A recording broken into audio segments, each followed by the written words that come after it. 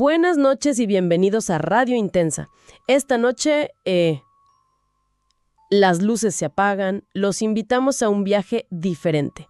Un descenso a lugares que la memoria, ha intentado borrar, pero cuyas paredes se niegan a olvidar. Así es. Hoy vamos a explorar 3 instituciones psiquiátricas de Argentina.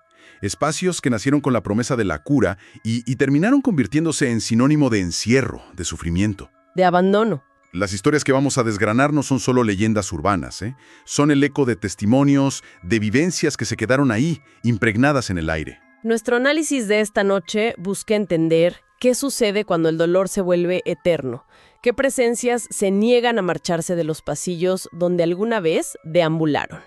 Prepárense porque lo que van a escuchar se queda con uno mucho después de que termine el silencio. Comencemos, si te parece, en las afueras de una gran ciudad, en un hospital inaugurado a fines del siglo XIX. Su estructura era imponente, diseñada para aislar a quienes la sociedad prefería no ver. Claro. En su apogeo albergó a miles de almas, muchas de las cuales murieron ahí, olvidadas por sus familias. Hoy es un esqueleto de pabellones clausurados, de pasillos vacíos. Y lo fascinante acá, mira, es cómo la decadencia física del lugar refleja la tragedia humana que contuvo. Testigos de la zona, gente que vive cerca, hablan de gritos. Gritos que surgen de los edificios vacíos por la noche. Increíble. Incluso aseguran ver luces en pabellones donde la electricidad fue cortada hace décadas. Se ha convertido, digamos, en un imán para lo paranormal. Y acá es donde se pone realmente interesante. Quienes se han atrevido a entrar describen una sensación constante de ser observados. Sí, eso se repite mucho. Cambios de temperatura repentinos, un frío helado que te cala los huesos en pleno verano. Pero lo más escalofriante, dicen, son los pasillos. ¿Los pasillos? Parecen un laberinto sin fin, y en las paredes descascaradas todavía se pueden leer mensajes de antiguos internos. Esas inscripciones son un vínculo directo y crudo con el pasado, frases desesperadas pidiendo libertad o a veces describiendo lo que veían en la oscuridad. Los exploradores urbanos aseguran que al leerlas en voz alta, el aire se vuelve denso, casi irrespirable. Como si la entidad que escribió eso estuviera ahí, escuchando desde las sombras. Hay 2 leyendas principales que hielan la sangre. La primera ocurre en la morgue. Sí. Un lugar hoy en ruinas donde se realizaban autopsias a pacientes sin familia. Se dice que desde adentro se escuchan golpes secos. Como si alguien intentara salir. Exacto, como si alguien todavía intentara salir. Y la segunda es la aparición que llaman la Dama del Pabellón. Ah, sí, una figura femenina que según los relatos se aparece en las ventanas de los pisos superiores, justo en las áreas que están completamente clausuradas. ¿Y quién sería? Bueno, algunos creen que es el espíritu de una paciente que murió en soledad. Otros, que es más bien un símbolo de todas las almas olvidadas ahí. Su presencia es una advertencia silenciosa. Te está diciendo, no todos los pasillos están realmente vacíos. Bueno, nos movemos ahora a otro punto del país, a un neuropsiquiátrico fundado a principios del 1900. Este lugar fue concebido de una manera distinta. Sí, y con el tiempo se convirtió en lo que muchos llamaron un depósito humano. Un término terrible pero muy gráfico. Pacientes sin un diagnóstico claro convivían con criminales declarados inimputables. El hacinamiento y la falta de recursos definieron su historia, ¿no? Totalmente. Y esa mezcla de energías, la enfermedad mental, la desesperación, la criminalidad, creó un ambiente de una densidad única. Y esa energía parece haberse quedado estancada en los sectores que hoy están abandonados, especialmente en una zona conocida como el Pabellón del Olvido. Los guardias que han custodiado esa zona cuentan historias que se repiten una y otra vez. Sí, los testimonios son muy consistentes. Escuchan susurros entre las paredes, sienten pasos que los siguen en la oscuridad y al girarse no hay absolutamente nadie. Varios han renunciado, aterrorizados por lo que sucede de noche. Y esto plantea una pregunta importante, ¿no? ¿Son ecos del pasado o son presencias inteligentes? A esto se suma la aparición más recurrente del lugar. Una figura alta, vestida con un guardapolvo de médico, a quien llaman el médico sin rostro. Cuentan que camina por los pasillos deteriorados y cuando alguien intenta acercarse, simplemente se desvanece. Se esfuma. Y lo más inquietante es que en todos los testimonios nadie ha logrado verle la cara.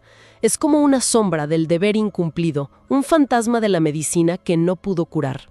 Pero la historia de este lugar se vuelve todavía más oscura, si es que eso es posible. A ver. Con el abandono de ciertos pabellones, el hospital atrajo a grupos que realizaban rituales. En las paredes todavía se ven símbolos extraños, restos de velas, círculos dibujados en el suelo. O sea que el propio dolor del lugar atrajo más oscuridad. Exacto. Vecinos han reportado cánticos durante la madrugada. Es como si esa energía residual fuese un faro. Exploradores afirman que el lugar mismo parece transformarse de noche. Sí, eso es muy loco. Pasillos que de día eran cortos, de noche se vuelven interminables. Puertas que estaban abiertas, de repente aparecen cerradas. Es una trampa. Es una trampa que no quiere dejarte salir. Nuestro último destino es el más famoso, quizá. Un coloso en el corazón de Buenos Aires. Fundado a mediados del siglo XIX, su nombre es un emblema del horror urbano. Y aunque sigue parcialmente en funcionamiento, sus enormes sectores abandonados son el escenario de las leyendas más persistentes. Y esa convivencia entre lo funcional y lo abandonado creó una frontera muy delgada. Los relatos de lo paranormal acá no vienen solo de exploradores, sino del propio personal y de los pacientes. Claro, la historia real y la leyenda se confunden en los pasillos. Totalmente. Una de las historias más conocidas es la de los gritos nocturnos. Sí. Alaridos que provienen de pabellones clausurados con candado, donde se supone que no hay nadie. Y quienes han intentado grabarlos, solo obtienen un ruido. Un ruido distorsionado, casi electrónico, como si las voces se mezclaran con una interferencia de otro plano. Y luego está la aparición más icónica del lugar, una figura a la que apodan el vigilante silencioso. ¿Quién? Es la silueta de un hombre que aparece en los patios internos, inmóvil, simplemente observando.